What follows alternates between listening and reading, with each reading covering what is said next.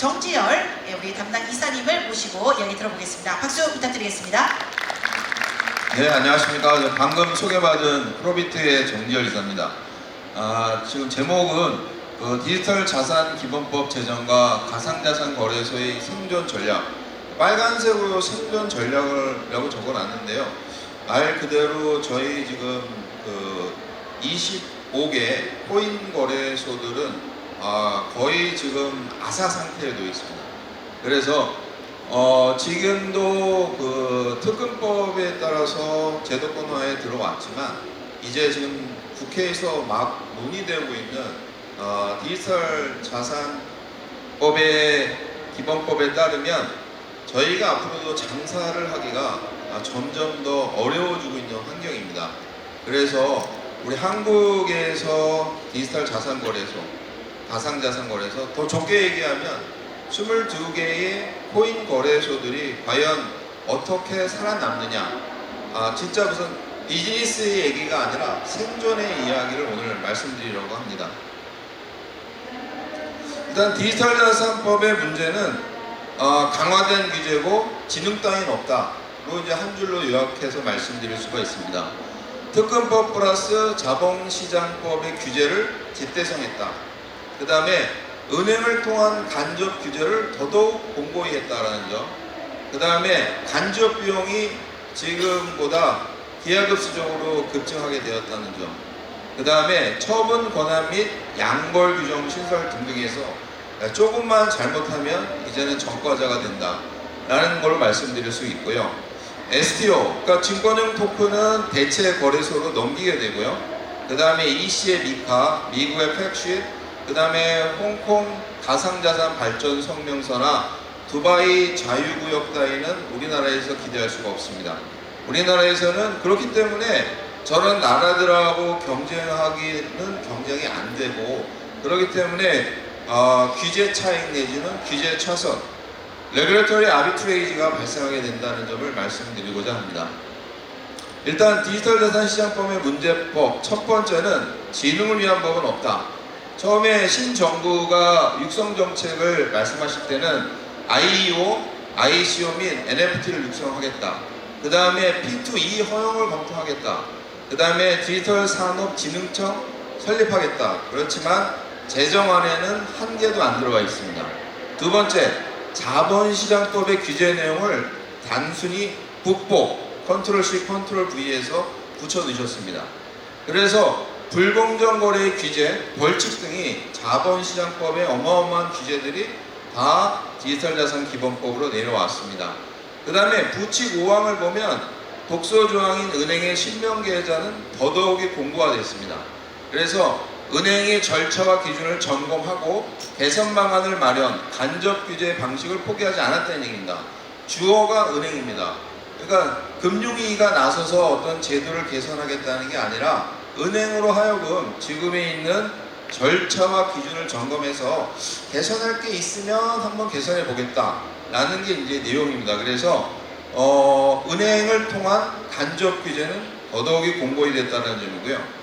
그 다음에 대체 거래소 ATS라고 합니다. Alternative Trading System이라고 하는데, 대체 거래소에서 암호화폐 거래가 가능하게 되었다. 그래서 부칙 3항을 보시면 금융위원회는 증권형 토큰, STO 등에 대한 규율 체계를 확립해서 정기국회정에 상임위원회에 제출해라.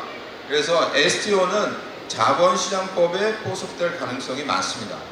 그 다음에 다섯 번째는 보험 및 공제가입, 처분 권한 강화 및 양벌 규정 신설로 코인 거래소의 말살 정책이다 라고 볼 수가 있습니다. 제7조에 보면 보험의 가입이 있는데요. 보험에서는 이제 해킹이라든지 아니면 손해배상에 관한 보험을 다 가입하도록 되어 있습니다. 그래서 물론 이 부분에 대해서 거래소 입장에서 보면은 엄청나게 많은 코스트가 증가한다고 볼 수가 있습니다. 그 다음에 감독 및 처분 규정들에서 양벌 규정을 신설함에 따라서 이 규제가 엄청 더 강화되고요. 그 다음에 FDS 조직이 법제화되어 있습니다. 지금 현재 코인 거래소나 가상자산 거래소에서는 자금 세탁 방지 부서를 신설하거나 유지하는데도 돈이 어마어마하게 들고 있습니다. 근데 그거에 플러스해서 FDS라고 해가지고 프로드 디텍션 시스템이나 시장 감시하는 부서와 시스템을 반드시 만들어야 됩니다. 그러니까 FDS는 뭐냐면은 FDS가 가장 발달한 분야는 신용카드 분야입니다. 그래서 신용카드가 내가 한국에 있는데 외국에서 거래가 일어난다든지 아니면 나의 생활 패턴과 다르게 갑자기 어디 다른 제3의 장소 아니면 제주도, 내가 서울에 있는데 제주도에서 결제가 일어난다든지 이런 거를 갖다가 실시간으로 색출해내는 게 FDS 시스템입니다. 그러니까 지금 현재는 대부분의 거래소는 AML은 특근법 때문에 그 조직을 운영하고 그 다음에 시스템을 갖추고 있습니다. 그래서 5대 원화거래소는 AML 부서가 한 20명, 그 다음에 코인 거래소는 평균 6명 정도로 유지되고 있는데 그만한 수준의 부서와 그만한 수준의 시스템, 그 다음에 그만한 시스템의 비용이 추가된다는 겁니다. 그래서 이렇게 비용이 증가한다는 걸 알 수가 있고요. 그 다음에 보시면 금융감독원에 위탁하는 게 있습니다. 제13조 권한의 위임과 위탁에 보면 금융감독원 입장에서는 인적, 물적 부담이 증가하게 되고 가상자산 사업자는 이제는 감독 분담금을 납부해야 된다는 얘기입니다. 지금까지는 금융위원회의 가상자산 감독실, 감독국에서 그 업무를 수행하기 때문에 공무원님들이 그 가상자산 검사 업무를 하시기 때문에 돈을 안 받습니다. 그렇지만 앞으로는 금감원에서 이 업무를 수행하면 금감원은 민관 반반 기관이에요. 그렇기 때문에 이 감독 분담금을 납부하도록 하게 됩니다. 그러면 5대 거래소는 모든 거래소들이 물론 이게 이제 은행 입장이라든지 기존 금융권 입장에서는 수긍할 수 있는 거고 지금 현재도 그렇게 하고 있어요. 5대 시중은행들이 엄청나게 많은 감독 분담금을 내면서 감독을 받고 혼나고 과태료 내고 이런 시스템이거든요. 앞으로 원화거래소든지 코인거래소들 모두 검사를 받으면서 감독 분담금을 내야 된다는 겁니다. 그 다음에 이제 죄형 법정주의는 범죄 성립 요건에 대해서 정의가 없음에도 불구하고 벌칙을 형사법이라든지 이런 거에 따라서 벌칙을 준다는 점하고 행정법의 형사처벌화, 그래서 벌칙에 의한 행정법임에도 불구하고 이렇게 전과자가 급증할 수 있도록 법이 바뀌었다는 거고요. 그 다음에 이제 디지털 자산 시장법 네 번째는 ICO, IEO에 대한 상장 관리 폐지 내용이 누락되어 있습니다. 그래서 제한 이유 및 불직 사망을 보면 디지털 자산의 발행 상장 동시에 제도적 규율 방안 추후에 마련하고 되어 있는데 어떻게 코인을 상장하고 관리하고 해지하는 시장 관리를 할 건가에 대한 내용은 현재 없습니다. 그 다음에 거주자와 비거주자, 외국인 거래 회원 여부는 또 불투명해졌습니다. 그러니까 국내 가상자산 거래소도 해외에 나가서 외국인 고객을 받아들여야지만 아직은 그러지 못하고 있다고 9월 달에 이서구 두나무 대표님께서 말씀하신 점이 있고요. 12번에 보면 법인거래 허용 여부가 불투명하고 있습니다. 가상자산 시장에 법인 차용 허용할 경우에는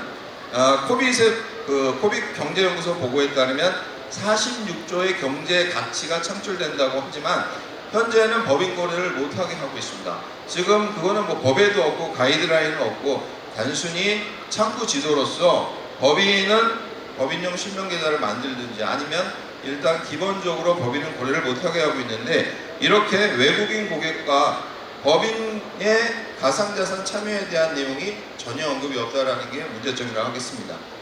그러면 향후 코인 및 토큰 시장은 어떻게 변화할 것이냐? 지금 보시면은 이제 유가 증권 시장 코스피하고 코스닥에서 이제 증권이 거래됩니다. 그 아래 보시면 금융투자협회 KOTC라는 장외 주식 거래소가 있고요. 그 다음에 이제 증권형 코인 및 토큰, 비증권형 코인 및 토큰이 있을 겁니다. 그래서 앞으로의 그 자산 시장은 상장 주식과 등록 주식을 거래를 하는 코스피와 코스닥, 그 다음에 이제 새롭게 등장하는 STO에 관한 그 장외 주식을 거래하는 그 사업장 ATS, 그러니까 디지털 자산 얼터너티브 트레이딩 시스템이라는 게 만들어지면 STO는 그 NFT를 포함한 신규 수익 사업은 ATS에서 거래가 될 것으로 현재 법 제정이 추진되고 있습니다. 그 다음에 이제 나머지는 그러면 어떻게 되냐? 지금 현재 있는 22개의 코인 거래소는 어떻게 먹고 살아야 되냐? 그런 측면에서는 이제 원화거래는 소형 증권사를 역으로 M&A를 해서 그 STO를 거래할 수 있는 라인업을 형성을 해야 될 거고요.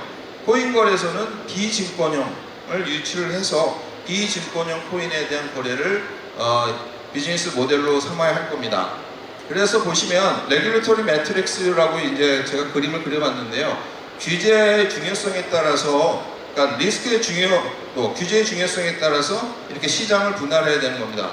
여기 보시면 카지노가 있고요. 여기는 빠진코가 있습니다. 그 다음에 이거는 뭐 타짜, 아시다시피 불법 도박장이 있죠. 그와 마찬가지로 코인도 STO와 그 다음에 비증권형 토인, 다크코인 이렇게 구분이 되는 걸 보시면 되겠습니다. 이쪽 라인이 그러니까 합법과 불법 사이입니다. 이 밑에는 이제 불법인 거고 이 위가 합법이 된 거고요. 그 다음에 여기 이제 증권 거래소가 있고 장외 거래소, 그 다음에 이제 불법 거래소 이런 식으로 그 리스크하고 그 다음에 레귤레토리가 가로축과 세로축으로 구분할 수가 있습니다. 그럼 앞으로 시장은 어떻게 되냐? 좋다. 증권형 토큰은 거래소와 같이 가라. 그리고 자본시장법에 그 지금 현재 구성되어 있는 그런 법 체계와 규제 체계를 해라 라는 얘기고요. 그럼 이제 나머지 코인 거래소는 뭐냐? 그러니까 비증권형에 대한 난 STO에 대한 코인을 가지고 우리는 장사를 하겠다라는 내용입니다. 물론 우리는 장사를 하겠다라는 내용보다는 법이 그렇게 이제 제정에 논의가 되고 있다는 거고, 그러한 디지털 자산 기본법에 대응을 해서 코인 거래소가 나아갈 방향은 난 STO를 갖다가 추종할 수밖에 없다라는 걸 말씀을 드리는 거고요. 이렇게 리스크하고 규제하고의 레귤레토리 매트릭스에 의해서 규제를 해달라는 게 이제 제 말씀입니다. 그 다음에 이제 그렇다면 바스프는 어떻게 살아야 할 것이냐? 보시면 자기 부정, 무대포 정신이 있고요. 그 다음에 영역 침범, 빅블러, 그 다음에 광역 단체 공조, 하방 정책이 있습니다. 그러니까 지방으로 내려가는 하방 정책. 그 다음에 규제 차익, 레귤토리 아비트레이지 전략이 있다고 보겠습니다. 보시면 자기 부정은 우리가 지금 거래하고 있는 거는 비증권형이다 라고 이제 디파인을 해야 되는 겁니다.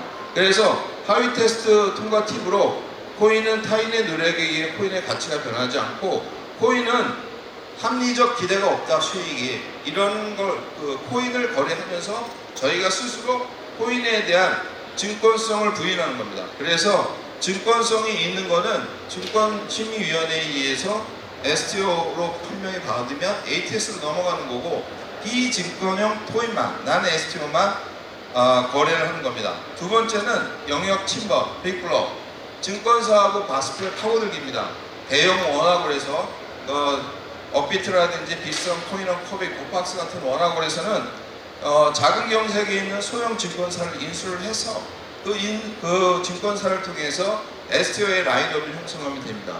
그러면 작은 거래소는 이제 이렇게 증권사의 코인 거래소 인수, 역으로 말하면 대형 증권사는 본인들이 STO를 팔아도 되고, 아니면 난 STO까지 시장을 확대한다 그러면 22개의 코인 거래소를 인수를 하면 됩니다. 그래서 앞으로 이렇게 디지털 자산 기본법이 제정이 되면 증권사와 바스프 간의 M&A가 많이 이루어질 거라고 예상이 됩니다. 세 번째는 하방 정책으로 광역단체하고 공조를 하는 겁니다. 그래서 지금 뭐 부산 얘기도 많이 나오고 대구 얘기도 많이 나옵니다. 지금 현재 지방에는 학생들이 취업할 데도 없고 지방에는 경제가 다 망가지고 있습니다. 그럴 경우 지금 서울에 있는 27개 거래소, 이런 거래소가 지방단체와 지방은행과 그 다음에 지방에 있는 유수 대학하고의 연계를 통해 가지고 하방 정책을 일어나서 지방의 새로운 돌풍을 일어날 수 있다는 겁니다. 그 다음에 네 번째는 규제 차익입니다. 해외 진출. 아까 레귤레토리 매트릭스에서 보신 것처럼 규제가 이렇게 규제에 따라서 리스크를 어떻게 할 거라는 내용도 있지만, 규제가 없는 곳으로 거래소를 옮기는 방법도 있습니다. 지금 가장 각광받고 있는 지역이 두바이입니다. 그래서 규제는 있으나 규제를 하지 않고 있습니다. 두바이 국제금융센터. 자금 세탁 방지 규제도 두바이나 이 중동 쪽이 법은 엄청나게 세게 되어 있습니다. FATF 정회원 국가들이기 때문에 규제는 하고 있지만, 그 문화적인 속성상 아니면 그다음에 자유무역 내에서는 두바이가 말씀드리는 것처럼 규제는 있는데 규제를 하지 않고 있다. 그다음에 또 제 논문을 통해서 전 세계에 있는 검은 돈의 조수지가 이 두바이 쪽에서 많이 모이고 있습니다. 그래서 이렇게 지금 현재 생존 전략으로 4가지를 제시를 해드리고 자기부정, 그 다음에 영역침범, 그 다음에 하방정책, 그 다음에 규제 차익에 의한 해외 진출, 이런 것들이 이제 소형 거래소들, 호행 거래소들이 살아갈 방법이라고 생각하겠습니다. 네, 이상으로 발제를 마치겠습니다. 감사합니다.